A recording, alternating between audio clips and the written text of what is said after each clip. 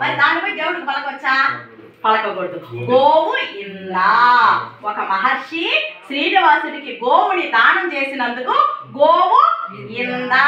స్వామి గోవు ఇందా అంటే గోవింద అనే నామం వచ్చింది. పేరు తప్పు పలికామనుకో ఫలితం కూడా 360 రోజులు పూజలు చేస్తున్నా, నేను అనుకున్నది జరగలేదంటే పూజలు కరెక్ట్గా చేసావా లేదా? నువ్వు 360 రోజులు స్కూల్ పోయి పాఠం చదివినా నువ్వు కరెక్ట్గా చదవకపోతే ఎగ్జామ్లో ఫెయిల్ అయిపోతావు.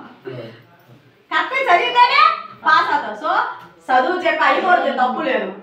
చదువు చదివేవాడితే తప్పు వస్తుంది అన్నమాట. కాబట్టి మనం ఏ పూజలు చేసినా నియమ నిష్ఠాలతోటి పవిత్రంగా మనం చేసే పూజలు విధానం తెలియపోయినా మా లాంటి వాళ్ళు గుళ్ళు ఎవరి దగ్గరైనా వచ్చిన ఇలాంటి అన్ని చోట్ల చెప్పరు. మన క్షేత్రంలో మేమే ఎక్కువ చెప్పేది అనమాట. అలా తెలుసుకొని పూజా విధానాలు తెలుసుకొని చేసుకోవాలి. సాయంత్రం ఏ టైం చేయాలి, ఉదయాన్నే ఏ టైం చేయాలి, ఎప్పుడు ఏ పూజ చేయాలి, అంతేనా కదా. ఇప్పుడు ఎప్పుడు పడితే అప్పుడు పడుకుంటే పెద్దవాళ్ళు ఏమంటారా, ఎలా పడాలి అక్కడ పడుకుంటున్నావు కదా దరిద్రపోవడం, అవునా కదా.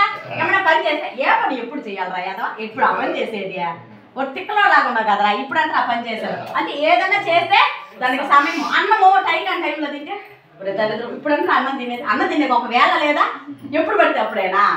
పొద్దుకొద్దు పడుకుంటూ వెళ్ళరా అమ్మ లైట్ వేసినాక కోసం అంటే ఎన్ని దేనికి చదువుతున్నారు. ఎప్పుడు ఏం చేయాలో అప్పుడు చేస్తేనే ఆ ఫలితం కూడా. అన్నము కూడా ఎసురుకు తగ్గ బియ్యం వేస్తేనే అవుతుంది. నా ఇంట్లో బియ్యం ఉండేది పోసేసి, నా ఇంట్లో నీళ్ళు ఉండేది పోసేసి, నా ఇంట్లో కట్టులో నేను పెట్టేసి అన్నం అవుతుందా? అవదు. ఆ పెట్టినా కూడా దాన్ని కనిపెట్టుకొని పొంగొచ్చేదాకా ఉండి ఉడికిందా లేదా చూసుకొని పొదును చూసుకొని ఉంచుకోవాలా. పైరు పంట వేయాలన్న పొదును చూసుకొని పైరు. ఇన్నిటికీ ఇన్ని నియమాలు ఉన్నప్పుడు భగవంతుడు మనం పూజించేటప్పుడు ఇంక ఎన్ని ఉంటాయి. కానీ నువ్వు ఎలా చేసినా దేవుడు నీకు వరమిస్తారు. ఎందుకు? పిల్లలు ఏమి చేసినా పెద్దలు సర్దిద్దుకొని పోతారు కాబట్టి, వాటిని సర్దుకుపోతారు కాబట్టి దేవుడి దగ్గరకు వచ్చినప్పుడు నియమ నిష్ఠలతో. ఇప్పుడు ఉదయం వచ్చారు, అమ్మ వాకు చెప్పుద్దో చెప్పదో తర్వాత సంగతి. మనం వచ్చాం కాబట్టి ఆ పూజలో పాల్గొని పోతేనే చాలు. వాడు ఎవడన్నట్టు నువ్వు రొత్తమనిలే గంగలేక మునిగి లేస్తేనే సగం బట్టి పోతుంది, అవునా లేదా. నువ్వు నీళ్లు పోసుకున్నంత బాదు, నువ్వు గంగలో మునిగి లేసావు అనుకో శిరస్సు కావడం నుంచి అరిపాదం దాకా మొత్తం పోతుంది. అదే పోసుకున్నాం అనుకో అరికాలు కూడా రుద్దుమా అలా పైనే పోసుకుంటా. అట్లా దేవుడి కాడికి వచ్చినమంటేనే చాలు మనం అనుకున్నవి జరుగుతాయి. ఇప్పుడు మీరేమన్నారు, అమ్మాయికి సంబంధం వస్తుంది అమ్మ అన్నారు, అలాగే వచ్చింది. అబ్బాయిని చూపించారు, వాళ్ళు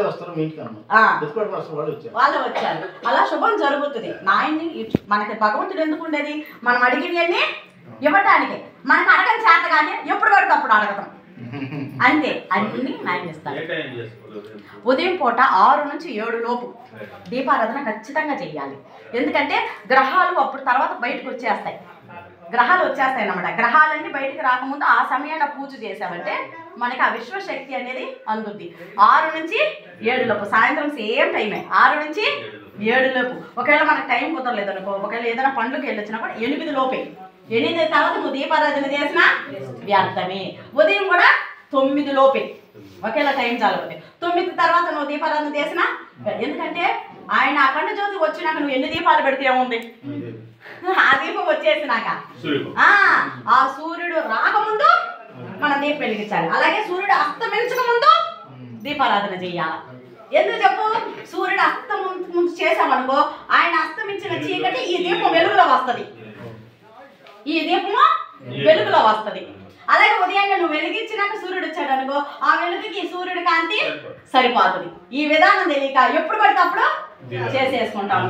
మందార పువ్వులు కానీ నీ ఇంటి దగ్గర ఏ పుష్పం అన్నా తీసి స్వామికి పెట్టి పూజ చేయొచ్చు. చాలా మంది మందార పువ్వు పెట్టకూడదు, ఆ ఏ పువ్వు కదా. భగవంతుడు సృష్టిలో ఆయన పుట్టించిన ప్రతి పుష్పము ఆయనకి అర్పితమే. ఏదైనా పెట్టవచ్చు, ముద్దు పువ్వు అయితే ఏ పుష్పమైనా పెట్టవచ్చు, ఏ పుష్పమైనా పెట్టవచ్చు. ఆయనకి పనికిరాని పుష్పం అంటూ ఇప్పుడు నువ్వు పుట్టించిన బిడ్డలు నీకు అంటే ఎలా అవుతారు? నువ్వు పుట్టించిన బిడ్డలు అంటకూడదని ఎట్లా అంటావు? పుట్టించింది నువ్వే కదా, నీ కడుపులోంచి వచ్చినోడు నీకు అంటరానోడు ఎట్లా అవుతాడు? అవునా కదా. భగవంతుడికి మేము ఈ పూలు అయ్యే మొక్కలు ఏమంటాం, ఈ పక్కన ఉంటాయి కదా చెట్లు ఏమంటామయ్యా, తంగేడు పూలు. ఒకప్పట్లో పుట్టక పువ్వులు లేక తంగేడు పూలు తీసి పెట్టాము. ప్రతి ఒక్క పుష్పము. తుమ్మెద పువ్వు బాగా గుర్తుపెట్టుకోండి. శివరాత్రి లోపు ఎప్పుడు మీకు తుమ్మెద పువ్వు తెలుసు కదా, ఆ తెల్ల పువ్వు. ఆ తుమ్మెద పువ్వు ఇన్ని పూలు సంపాదిస్తే కోటి తామర పూలు పెట్టినంత ఫలం ఎప్పుడైనా.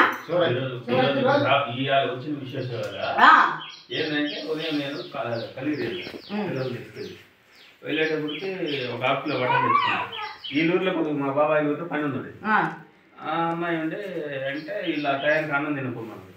మీరు అక్కడికి వెళ్తున్నారు, నేను కారు తీసుకొస్తా బాబాయ్, నా దగ్గర డబ్బులు లేవు, మీకు పెట్రోల్ పోసేయండి, అమ్మ నువ్వు మటన్ వండదు ఫ్రిడ్జ్లో పెట్టేసి ఇక్కడికి రావాలని టైం ఉంది కదా, అది తినేది ఆడ పాడేసి కూడా ఇక్కడికి వచ్చినామంటే ఈరోజు భగవంతుడు నిర్ణయిస్తాడు.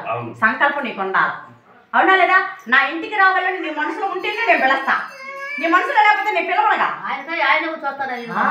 ఆయనకి సంకల్పం మనసులో. భోజనం తిని కొనుక్కునే టైం ఇది. అదే కానీ అది నేను ఎక్కడో ఉన్నాం, ఈ రోజు ఎక్కడ ఉన్నామంటే భగవంతుడు మనకు అన్ని సమకూరుస్తాడు. పోవాలన్న సంకల్పం మనకు ఉండాలి, అవునా కదా? ఖచ్చితంగా. మన ఇప్పుడు మేము కుంభమేళ పోయాం, 10 రోజులు అక్కడ ఉండొచ్చు. అఖాడాలో ఒకరు అఖాడా లేకపోయి అఖాడాలో కూడా మేము జాయిన్ అయ్యాం. మనకి అఖాడాలో కూడా ఇక్కడికి వస్తారు అఘోరాలు త్వరలో. ఈ శివరాత్రి అయిపోయినాక పిలిపిస్తాము. అఖిల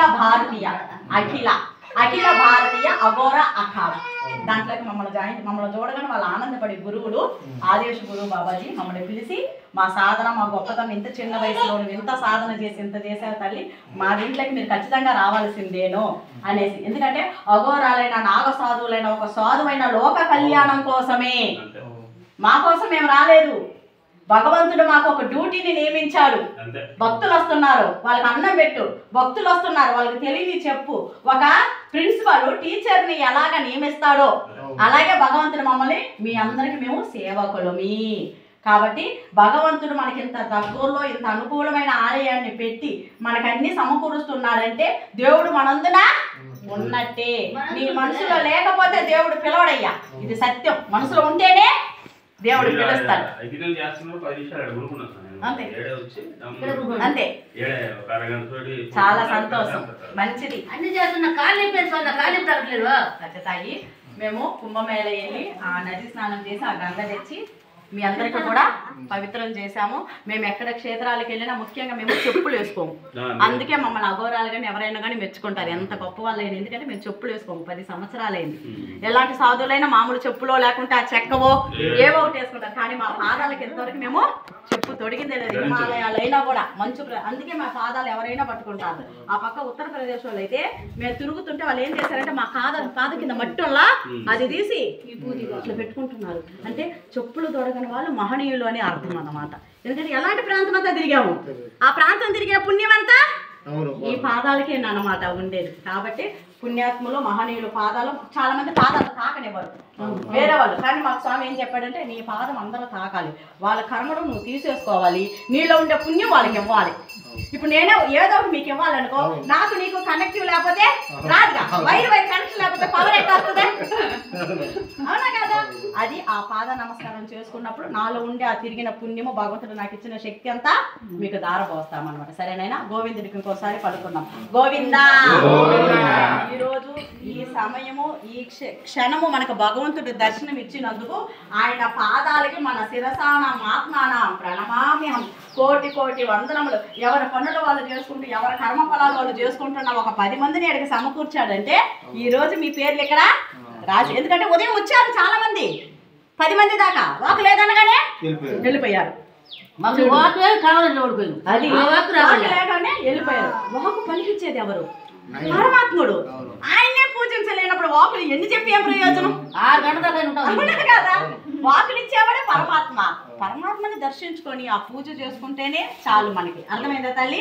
తదాస్తు. అందరికీ ఆ గంగమ్మ తల్లి అనుగ్రహము, త్రివేణి సంగం దేవత అనుగ్రహం ఆశీస్సులు ప్రాప్తిరస్తు. తదాస్తు. దీర్ఘ సుమంగళీ భవ. తదాస్తు. విజయీ భవ, విజయీ భవ. తదాస్తు. పుట్టకాడ కూడా పూజ చేసుకుంటారు. మీరు పసుపు కుంకుమ వేయండి, సరేనాయా? తదాస్తు, తదాస్తు. దీర్ఘాయుష్మాన్ భవ, విజయోస్తు, విజయోస్తు, సుమంగళీ భవ. తదాస్తు, తదాస్తు, తదాస్తు, తదాస్తు. దీర్ఘాయుష్మాన్ భవ. తదాస్తు, తదాస్తు. మంచిది, చాలా సంతోషం. విజయోస్తు, విజయోస్తు. తదాస్తు, తదాస్తు. దీర్ఘాయుష్మాన్ భవ. తదాస్తు, తదాస్తు, తదాస్తు, తదాస్తు. ఉన్నాయి నాయన. దీర్ఘాయుష్మాన్ భవ. విజయోస్తు, విజయోస్తు. తదాస్తు మంచిది తల్లి తదాస్తు ఆయుష్మాన్ భవ తదాస్తు ఇంకొట్టకాడే బాగా